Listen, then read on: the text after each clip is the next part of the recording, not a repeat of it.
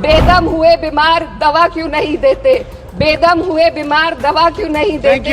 तुम अच्छे मसीहा हो, शिफा क्यों नहीं देते? मिट जाएगी मखलूक तो इंसाफ करोगे, मुंसिफ हो तो हश्र उठा क्यों नहीं देते? ये बजट को देखकर महसूस होता है कि ये भविष्य के निर्माण से ज्यादा हेडलाइन बटोरने का एक दस्तावेज है। इससे सबसे ज्यादा प्रभावित होने वाली वही लोग पीछे छूट रहे हैं जिन्हें सरकार के सहारे की सबसे ज्यादा जरूरत थी। जीएसटी की ऊंची दरों ने आम आदमी की कमर तोड़ दी है। जरूरत इस बात की है कि खाद्य सामग्री, दवा, स्कूल की किताबें और जरूरत की चीजों पर टैक्स कम किया जाए। इस बजट ने बेरोजगारी दूर करने की दिशा में कोई ठोस उपाय नहीं दिया है। नई नौकरियों की बात तो छोड़िए, जो पहले से थी वो भी खत्म होती जा रही हैं। मदरसा एजुकेशन के बजट में 57% की कटौती कर दी गई है। क्या यही सबका साथ सबका विकास है? बेटी बचाओ बेटी पढ़ाओ का बजट घटा दिया गया, जिससे साफ है कि ये सिर्फ नारेबाजी थी और कुछ नहीं। धन्यवाद सभापति महोदय। आज मैं यूनियन बजट 25-26 पर अपनी बात रखने के लिए खड़ी हूँ।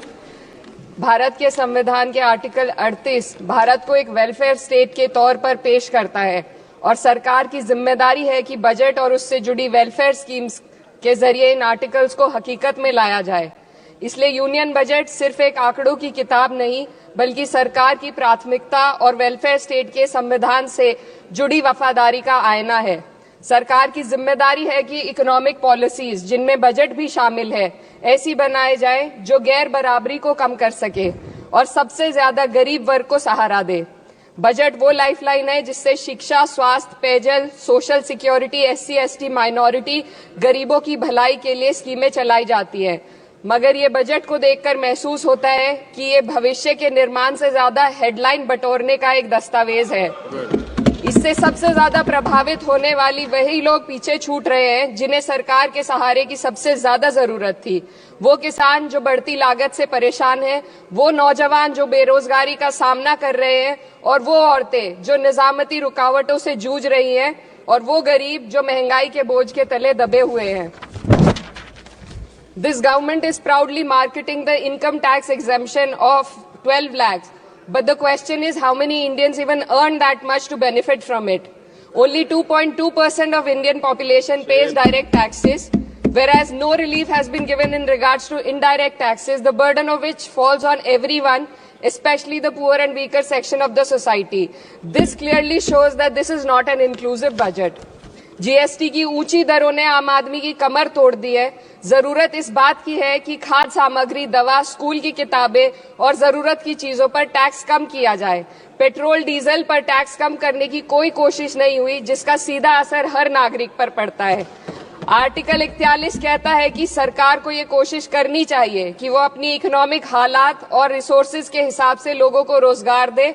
इस बजट ने बेरोजगारी दूर करने की दिशा में कोई ठोस उपाय नहीं दिया है। नई नौकरियों की बात तो छोड़िए, जो पहले से थी वो भी खत्म होती जा रही हैं। स्किल डेवलपमेंट प्रोग्राम के नाम पर करोड़ों खर्च किए जा रहे हैं, मगर सवाल ये है कि ट्रेनिंग लेने के बाद कितने नौजवानों को असल में नौकरी मिल रही है। सरकार के पास इसका भी कोई आंकड़ा नहीं है। सरकारी विभागों में लाखों पद खाली हैं, मगर भर्ती का कोई प्लान नहीं है। आर्टिकल 45, जिसके द्वारा सरकार की जिम्मेदारी है कि हर बच्चे को 6 साल की उम्र तक फ्री और जरूरी तालीम मिले ताकि उनका बुनियादी तालीमी डेवलपमेंट सही से हो सके, जिसको संसद ने शिक्षा का अधिकार अधिनियम बनाकर और भी मजबूती दी थी, परंतु इसकी जमीनी हालत क्या है वो किसी से छुपी नहीं है। नगरीय क्षेत्रों में सरकारी स्कूलों में शिक्षक न होने की वजह से स्कूल बंद हो रहे हैं तथा दूरस्थ ग्रामीण क्षेत्र के स्कूलों में टीचर ही नहीं पहुंच पा रहे हैं। सरकार कह रही है कि डिजिटल इंडिया और AI से तालीम का इंतजाम होगा, मगर जरा जमीन पर देखिए, उत्तर प्रदेश में सिर्फ 22% सरकारी स्कूलों में कंप्यूटर है। मेरे संसदीय क्षेत्र कैराना में कई सरकारी स्कूल शिक्षक न होने की वजह से बंद हैं और मदरसा एजुकेशन के बजट में 57% की कटौती कर दी गई है। क्या यही सबका साथ सबका विकास है? इसी तर्ज पर अस्पताल हैं जहां पर डॉक्टर नहीं है। आर्टिकल 47 अच्छी सेहत और जिंदगी के स्टैंडर्ड को बेहतर बनाने की आवश्यकता पर जोर देता है। राज्य की जिम्मेदारी है कि लोगों की सेहत और उनके वेलबींग को बेहतर करने के लिए जरूरी कदम उठाए, लेकिन हकीकत यह है कि इस बजट का सिर्फ 2% ही आम जनता तक पहुंच पाता है।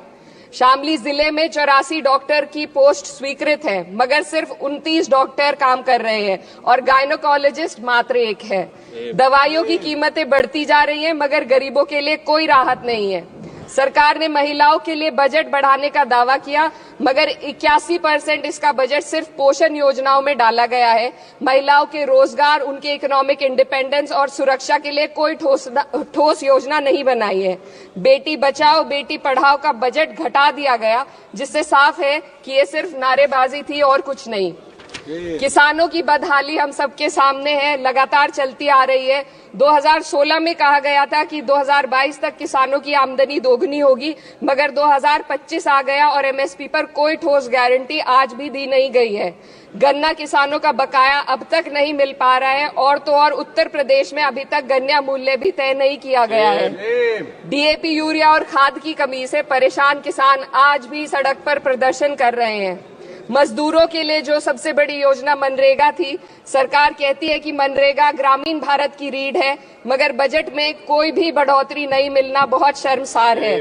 औसतन 44 दिन का ही रोजगार मिल रहा है, जबकि स्कीम 100 दिन की गारंटी की होती है। भारतीय रेलवे देश के लोगों की जीवन रेखा है और इसी से यहाँ के लोगों की आर्थिक एवं सामाजिक जिंदगी चल रही है।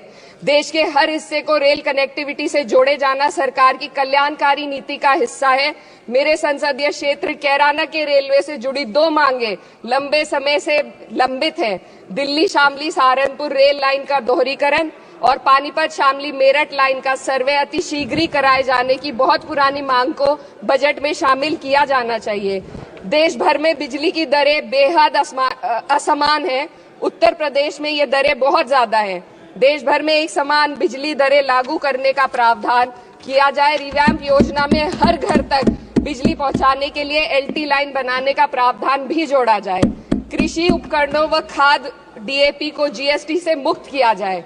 किसानों की एमएसपी की मांग को पूरा करने के साथ साथ उत्तर प्रदेश के किसानों को गन्ना मूल्य निर्धारण पिछले वर्ष से बढ़ाकर किया जाना बेहद जरूरी है।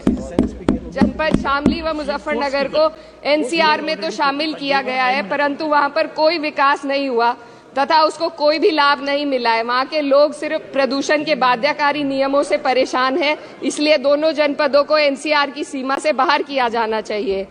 मेरे संसदीय क्षेत्र में मैं कुछ चीजें बजट स्पीच में ऐड करना चाहती हूँ। एक, ट्रॉमा सेंटर और जिला अस्पताल के अपग्रेडेशन की भी मांग है। जनपद शामली और सहारनपुर में एक महिला डिग्री कॉलेज खोला जाए। कैराना में सर जस्ट कंक्लूडिंग, यमुना नदी के घाट पर सौंदर्य कार्य का भी कार्य जोड़ा जाए। जनपद शामली में टेक्सटाइल पार्क की स्थापना की जाए और जो संसद निधि है, सांसदों को केवल 5 करोड़ रुपए दिए जाते हैं और एमएलए, उत्तर प्रदेश के एमएलए को भी 5 करोड़ दिए जाते हैं। हमारी मांग है या तो इसे बढ़ाकर 25 करोड़ किया जाए या फिर सिरे से खारिज किया जाए। Sir just one The union budget was an opportunity to address the pressing. Sir, just 1 minute. Please, 2 more speakers are in your party. Sir, just pressing concern of India's citizen, rising unemployment, soaring inflation, crumbling public services, and deepening rural distress. Yet, instead of offering real solution, the government has focused on optics and half measures. While tax relief for the middle class is welcome, it does nothing for the millions who earn too little to benefit from it. Education remains underfunded. Rural employment stagnates and farmers continue to struggle without meaningful support. The delays in conducting the census and caste census further exposes the government's disregard for data-driven policy making and social justice. India needs a budget that prioritizes its people, not just its economic headlines. A budget that invests in human capital, strengthens social security and ensures dignity and stability for all. But what we have instead is another missed opportunity, one that fails the poor, the youth, the farmers and the women of this country. Budget प्रस्ताव पर अपने विरोध को मैं 2 पंक्तियों में आपके सामने रखना चाहूंगी। बेदम हुए बीमार दवा क्यों नहीं देते? बेदम हुए बीमार दवा क्यों नहीं देते? तुम अच्छे मसीहा हो, शिफा क्यों नहीं देते? मिट जाएगी मखलूक तो इंसाफ करोगे, मुंसिफ हो तो हश्र उठा क्यों नहीं देते? Thiru Subrayan,